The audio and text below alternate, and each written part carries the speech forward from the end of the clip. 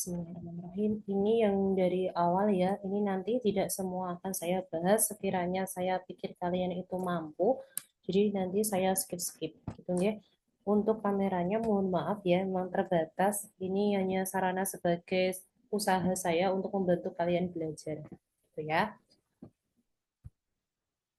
Nah, untuk yang soal-soal saya berikan ini adalah gambaran dari pribadi saya. Saya sesuaikan dengan kisi-kisi yang kemarin di-share dari kabupaten. Untuk yang pertama, hakikat ilmu sains, pengukuran, dan metode ilmiah. Ternyata kemarin itu yang kita pelajari kan untuk alat ukur, satuan internasional, sama besaran pokok ya. Nah, ternyata untuk yang kisi-kisi dari kabupaten nggak seperti itu. Disajikan daftar alat dan bahan laboratorium, siswa dapat memilih alat dan bahan yang tepat untuk digunakan dalam percobaan. Sekiranya seperti ini, ya. Jadi itu ada beberapa alat dan bahan. Ini bahan etanol itu bahan, larutan HCl juga bahan. Nah, itu eh, alat dan maupun bahan ini dibuat percobaan. Nah, kita menentukan mana nih yang kita butuhkan, ya. Seorang siswa akan melakukan percobaan untuk mengukur pH larutan asam menggunakan kertas lakmus dan mencatat suhunya. Berarti kita sudah tahu ya, ada kertas lakmus, kemudian larutan asam, kemudian juga ada mencatat suhu. Berarti ada alat ukur suhu. Yuk, alat dan bahan manakah yang paling tepat digunakan untuk percobaan tersebut? Nah, jawabannya adalah A, yaitu gelas ukur. Gelas ukur itu digunakan untuk tempat larutan ya, larutan HCl. Larutan HCl itu adalah larutan asam klorida karena tadi yang diukur adalah larutan asam. Berarti 1 dan 9 sudah benar. Kemudian 5 5 itu adalah kertas lakmus untuk mengukur keasaman, kemudian nomor 6 adalah termometer untuk mengukur suhu. Jadi gambaran soalnya nomor 1 itu seperti itu, kalau sesuai dengan kisi-kisi.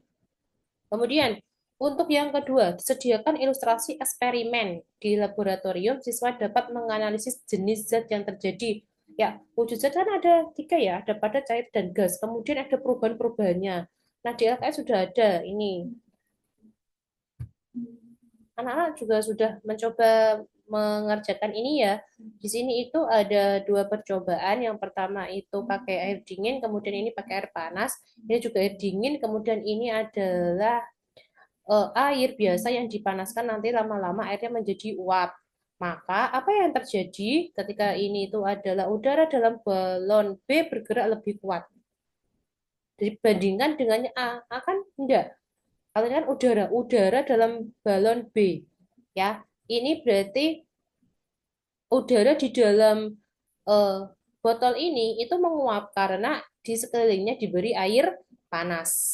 Berbeda dengan ini. Kalau ini itu airnya di dalam, ya. Yang atas itu botolnya itu kosong, kemudian dikasih air. Ya, ini air dingin, ini air panas.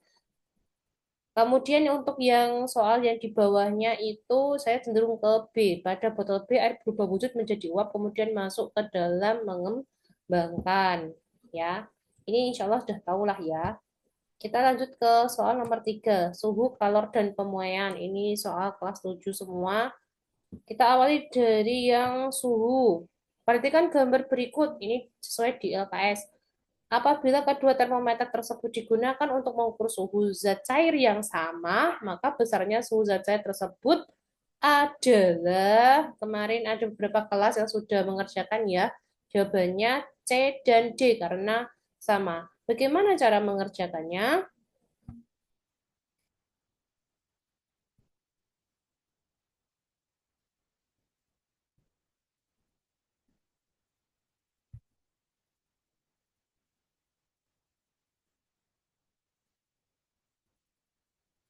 Apakah sudah terlihat?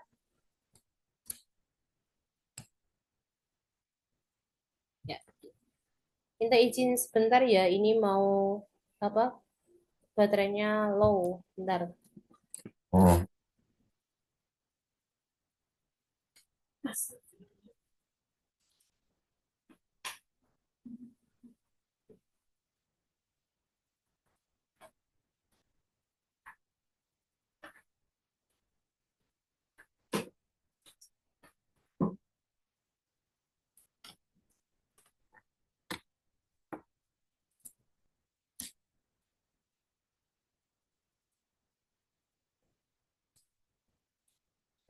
Sudah dibaca ya. Untuk perbandingan derajat Celcius, Reaumur, Fahrenheit, dan Kelvin, yaitu 5 banding 4 banding 9 banding 5. Soalnya tadi 80 derajat Celcius berapa derajat Fahrenheit? Kalau saya itu biasanya seperti ini ya anak-anak. Untuk yang dicari kan F. F itu perbandingannya kan 9. Berarti 9 itu ditaruh di atas. 9/5. 5 itu adalah perbandingan punya C. 9/5 kali suhunya berapa ini? 80. Karena titik beku dari Fahrenheit itu adalah 32 dan 9 di atas. Kalau 9 di atas berarti ditambah 32. Jadi kalau ada perhitungan 9-nya di bawah dikurangi 32. Gitu ya. Kita lanjutkan yang ini dulu. 9/5 kali 80 ditambah 32. Kalau ditambah 32 ini dikalikan terlebih dahulu.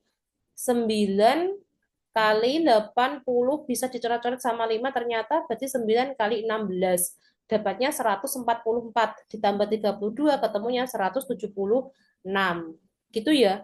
Dan misalnya ketemu soal yang 9-nya ada di bawah, misalnya 5/9 gitu, itu kan dikurangi 32. Dikurangi dulu. Ya, misalnya ini 80 dikurangi 32. Nanti hasil pengurangan itu baru dikalikan. Bisa dipahami ya, itu perbedaan cara mengerjakan kalau ketemu dengan pembanding derajat Fahrenheit. Lanjut ke soal berikutnya, sebentar.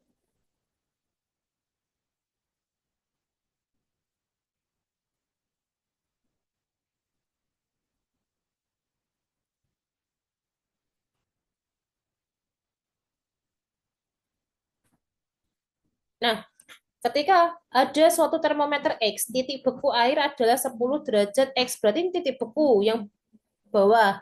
Dan titik didih air adalah 240 derajat X, ini yang bagian atas. Bila suatu benda diukur dengan termometer Celcius, suhunya 50 derajat Celcius, maka bila diukur dengan termometer X, suhunya adalah...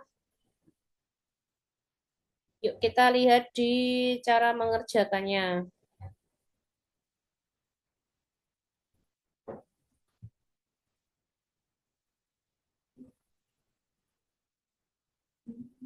Oh alah, mohon maaf anak-anak ini ada ralat ya. Ada ralat. Ini tadi saya kira 110 dan tadi ternyata 240 ya. Mohon maaf. Ini tadi kan titik titik bawahnya kan 10. Titik atasnya kan tadi 240. Nah, saya ingatnya itu 110. Mohon maaf ya. Untuk mempercepat saja, ini berarti gini. Misalnya ada termometer seperti ini, kamu gambar saja titik bekunya berapa, titik didihnya berapa. Dan usahakan kamu minimal itu hafal untuk titik beku derajat Celcius, Reaumur, Fahrenheit itu tahu ya. Nah, kalau seperti ini ibaratnya adalah 50 derajat Celcius berapa derajat X. Jadi ketika ada misalnya ada suatu larutan diukur menggunakan dua termometer berbeda. Satu termometer X, satu pakai termometer derajat Celcius. Kalau pakai Celcius itu ketemunya 50. Bagaimana kalau termometer X? Nah, gitu. Ya. Seperti biasa, kita pakai perbandingan ya caranya. X dikurangi 10 per 110 dikurangi 10. Oke ya, sama dengan karena tadi X ini min 10, X dikurangi 10, maka ini juga 50 dikurangi 0 per 100 dikurangi 0. Ya, jadi kalau di sini tengah ke bawah, ini juga harus tengah ke bawah. Ini atas ke bawah, ini juga atas ke bawah. Baru nanti kita perhitungan matematika. X min 10 per 110 dikurangi 10 kan ketemunya 100. 50 dikurangi 0 sama dengan 50 per 100 dikurangi 0 sama dengan 100. Saya tulis kembali X min 10 per 100 karena 50 per 100 itu bisa disederhanakan. Jadi saya sederhanakan menjadi 1/2. Baru kalau seperti ini dikalikan silang. 2 kali X min 10 dan 100 dikali 1. Ya, saya tulis di bawah ini. Nah, kalau sudah ini 2 kali X kan 2X. Min, karena min ya, 2 kali 10, 20.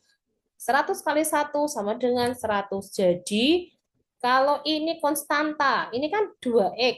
Ya kan, ini kan konstanta. Kalau di sini itu, men ini tuh punya 20. Kalau ini di ruas kiri dia min 20, pindah ruas kanan menjadi plus. Berarti 100 plus 20 menjadi 120. Yang 2x-nya tetap, ya. Yang sesama kita gabungkan. Ini kan nggak ada x, nggak ada x, kita bisa gabungkan. Gitu loh maksudnya. 2x sama dengan 120. Kalau 2x, kalau x-nya saja berarti 120 dibagi 2 sama dengan 60 derajat x. Gitu ya. Mohon maaf ini tadi saya salah ya Cak 240 tapi gambaran mengerjakannya itu seperti itu. Jika ketemu soal yang termometernya itu satunya pakai termometer baku, yang satunya pakai termometer sendiri. Gitu ya. Kita lanjutkan ke soal berikutnya.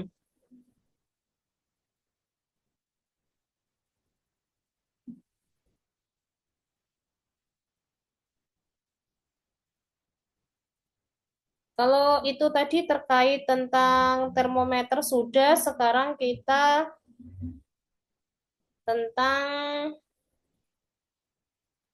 disajikan ilustrasi pemanfaatan kalor di dalam kehidupan sehari-hari. Siswa dapat menentukan nilai kalor. Kita baca soalnya terlebih dahulu. Perhatikan ilustrasi berikut. Seorang ibu sedang memanaskan 1 liter air dari suhu 25 derajat Celcius hingga mendidih. Kita juga tahu ya, proses air mendidih itu di suhu 100 derajat Celcius. Jadi di sini tidak diketahui, tidak di apa ya, tidak ditulis 100 derajat Celcius, tapi kita disuruh tahu kalau air mendidih itu di suhu 100 derajat Celcius. Jika kalor jenis air adalah 4.200 Joule per kilogram derajat Celcius dan massa jenis air adalah 1.000 kilogram per meter kubik, maka besar kalor yang diperlukan untuk memanaskan air tersebut adalah, karena ini tadi itu siswa dapat menentukan nilai kalor, berarti mencari nilai kalor. Ya, kita ke pembahasan.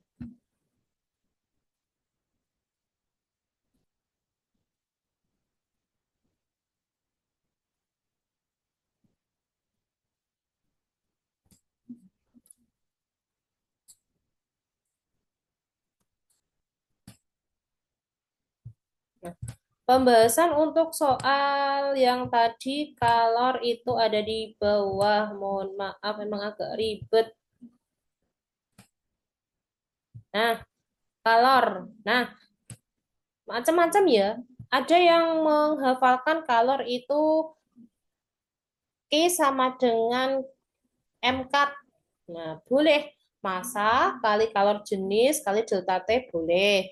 Kalau ini kolornya camat ya, akhirnya kalor ya, camat gitu. Jadi untuk mengingat-ingat saja, perkalian boleh dibolak-balik ini boleh. Terserah, yang penting kita paham, kita hafal rumusnya. Kembali ke soal, kalau tadi diketahui 1 liter air itu sama dengan 1 kilogram air. Kemudian itu kan massa ya, saya tulis di sini ya massa. Suhu awalnya tadi kan 25, mau dididihkan, berarti suhu akhirnya adalah 100 derajat Celcius. Kita bisa mencari delta T. Delta T itu suhu akhir dikurangi suhu awal. TI min TO, Tito, gitu aja ya. Suhu akhir dikurangi suhu awal. Berarti suhu akhirnya 100 dikurangi suhu awalnya ada 75 derajat Celcius. Kemudian kalor jenis air adalah 4.200. Nah, tadi ada massa jenis air ya, 1.000 ya, itu tidak digunakan ya, hati-hati itu pengecoh. Untuk kalor itu yang dipakai ada kalor itu sendiri, kalor jenis, massa, dan perubahan suhu. Oke. Kemudian Q sama dengan C kali M kali delta T. Q sama dengan camat ya, kolornya camat. 4.200 dikali 1 dikali 75 ketemunya 315.000 Joule. Misalnya kok tidak ada joule, Bu, adanya kilojoule. Kilo itu ya kayak kamu 10K. Nah, 10K kan udah tahu kan 10K itu 10.000. Berarti nanti kalau di sini 315 kJ, 315.000 J. Itu ya. Kita lanjutkan untuk soal berikutnya.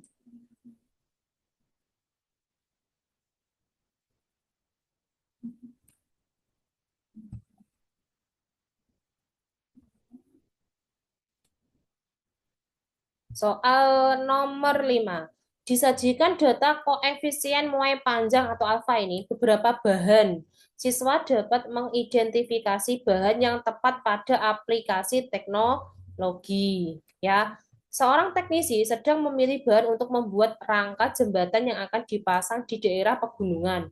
Daerah tersebut mengalami fluktuasi suhu sangat tinggi antara pagi dan siang hari. Fluktuasi berarti suhunya itu drastis. Misalnya kalau pagi itu dingin banget, kemudian pas siang hari itu panas banget. Itu berarti terjadi perubahan suhu yang signifikan, itu fluktuasi ya. Ia harus memilih bahan yang tidak mudah berubah panjangnya akibat perubahan suhu agar struktur jembatan tetap stabil. Perhatikan tabel koefisien mai panjang berikut. Berarti di sini itu disajikan koefisien mai panjang beberapa bahan. Kemudian kamu diminta untuk mengidentifikasi bahan yang tepat. Nah, kalau seperti ini kita harus tahu konsepannya. Ya, kita harus tahu konsepannya bagaimana cara kerja dari koefisien mai panjang. Contohnya saja, contohnya ini. Misalnya ini sama-sama ada spidol ya. Spidol ini itu misalnya dua logam yang berbeda, kemudian memiliki panjang yang sama. Nah, yang merah itu misalnya koefisiennya itu 10, yang biru koefisiennya misalnya hanya 3. Ya. Setiap suhu itu naik 1 derajat, ini itu yang merah akan bertambah panjang 10. 1 derajat. Bila naik 2 derajat ya berarti 2 kali 10. Bisa dipahami ya. Kalau yang biru itu ketika ini suhunya naik 1 derajat, dia akan bertambah 3.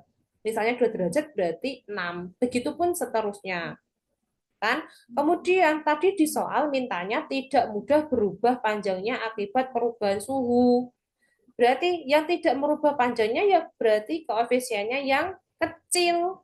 Karena ketika suhunya naik dia itu perubahannya sedikit, ketika suhunya turun itu juga perubahannya sedikit. Oh iya, misalnya yang tadi merah kan ketika suhunya naik kan bertambah 10, ya kan? Misalnya turun 1 derajat, dia juga langsung berkurang 10. Bisa dipahami ya? Oke, kita lanjut ke soal. Jadi, bahan yang paling sesuai untuk digunakan rangka jembatan tersebut adalah kita lihat koefisien yang paling kecil. Yang paling kecil adalah 24, 17, 19, 11, 11, 52. Berarti baja. Baja B karena paling kecil perubahan panjang terhadap suhu. Bisa dipahami ya? Ini sepele, tapi harus kita pahami konsepnya. 5 soal itu dulu, nanti soal berikutnya di next video.